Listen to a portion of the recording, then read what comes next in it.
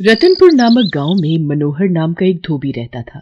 वो गांव के साहूकार लक्ष्मीचंद के घर कपड़े धोने का काम करता था।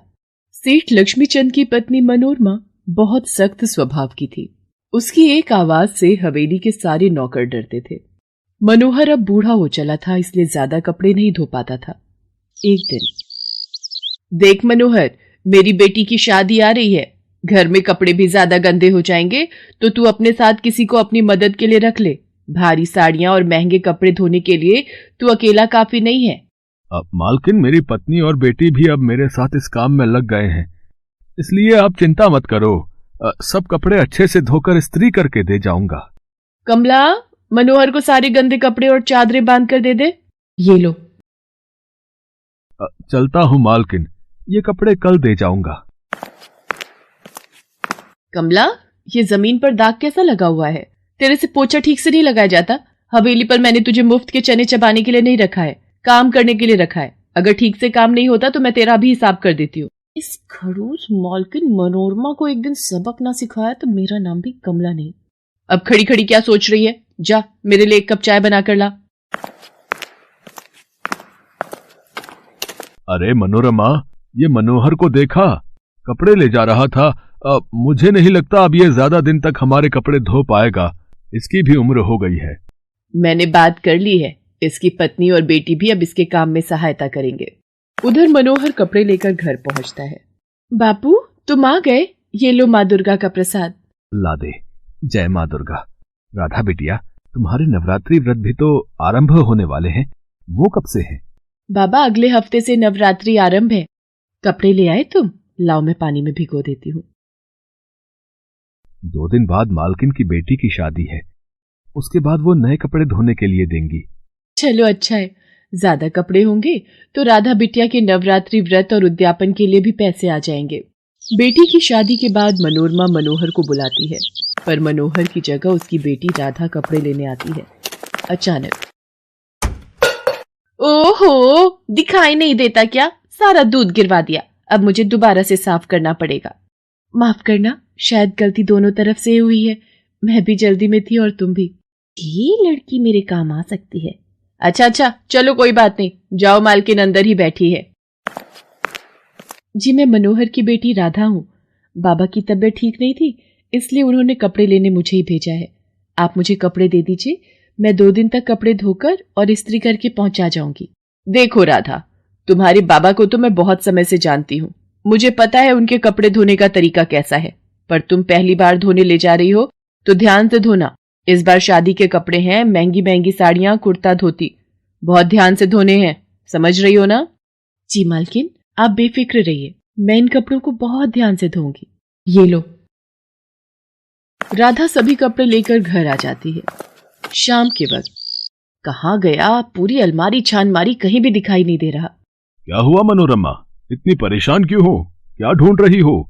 पता नहीं, मेरा सोने का हार नहीं मिल रहा। मैंने सारे गहने संभाल कर रखे थे, कुछ समझ नहीं आ रहा इतना महंगा सोने का हार कहाँ जा सकता है। अब परेशान मत हो, मुझे ये बताओ, पीछे से कौन कौन आया था? कुछ देर पहले मैं जब गहने और कपड़े समेट रही थी तो मनोहर की बेटी राधा कपड़े लेने आई थी। उसके बाद तो कोई नहीं आया। कहीं ऐसा तो नहीं मेरा सोने का हार मेरे हाथ से छूटकर कपड़ों पर गिर गया हो और उसने मुझे बताया ना हो और कपड़ों की गठरी को चुपचाप लपेट कर ले गई हो। है तो गरीब ही, और गरीब लोगों की नियत का क्या पता कब बदल जाए। उसने तो आज तक ऐसे सोने के गहने देखे भी नहीं होंगे। तुम अभी पुलिस को फोन करो। उस चोर लड़की को तो जेल की सलाखों के पीछे होना चाहिए।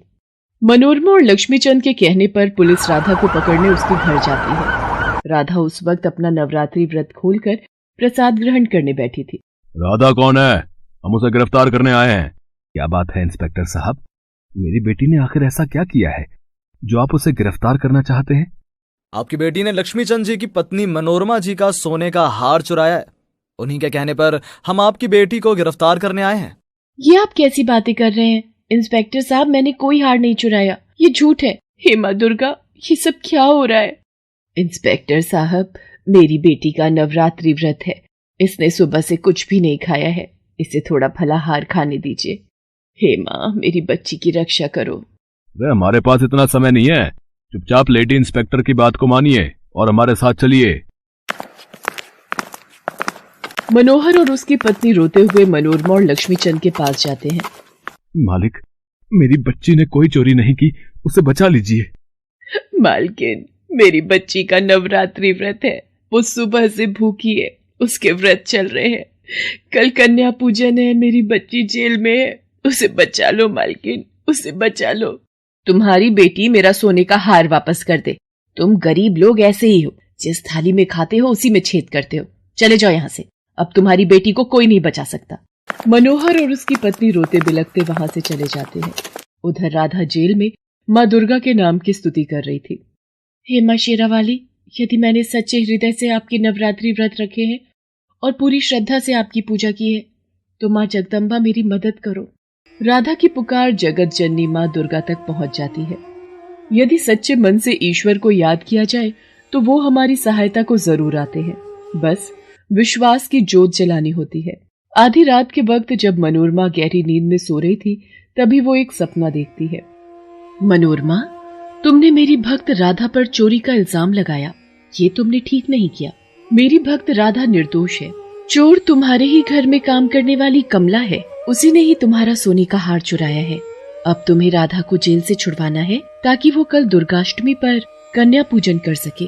जाओ, मेरी भक्त राधा को सुरक्षित घर भेजो, ये मेरा आदेश है। माँ, मुझे क्षमा कर दो, मुझसे भूल हो गई। सुनो जी, हमें इसी वक्त पुलिस स्टेशन जाना है, हमें राधा को छुड़वाना है।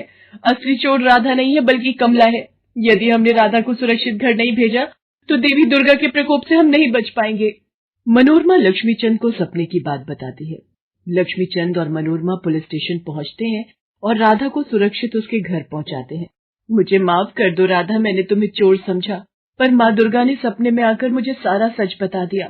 तुम उनकी परम भक्त हो, इसलिए माँ दुर्गा स्वयं तुम्हारी रक्षा के लिए आई हैं। माँ दुर्गा, आप मेरे लिए, आप सचमुच दुखियों का सहारा हो माँ। अगले दिन राधा माँ दुर्गा के नाम का प्रसाद बनाती है और कन्याओं को भोग लगाती है। राधा प्रसाद देने के लिए हवेली पर जाती है। वो देखती है मनोरमा कमला से सारी सच्चाई उगलवा रही है। सच सच बता कमला, तूने मेरा सोने का हार कब चुराया? मुझे माफ कर दो मालकिन, आपका सोने का हार देखकर मेरे मन में खोट आ गया था।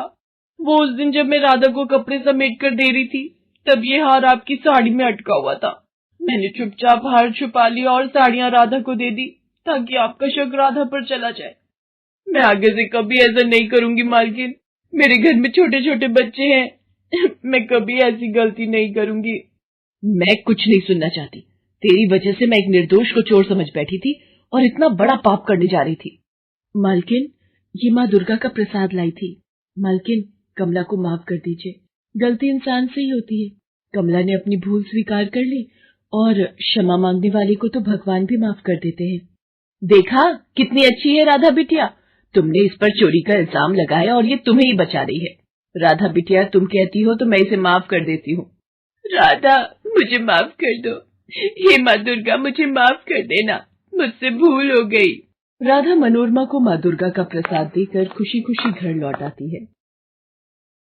Best buddies. Hello friends, thanks for watching this video. अगर आपको ये वीडियो पसंद आया है तो प्लीज लाइक, सब्सक्राइब, कमेंट्स करें इस वीडियो पर और हाँ, शेयर करना भी ना भूलें। और भी मजेदार वीडियो देखने के लिए नीचे दिए गए बेल आइकॉन को दबाएं।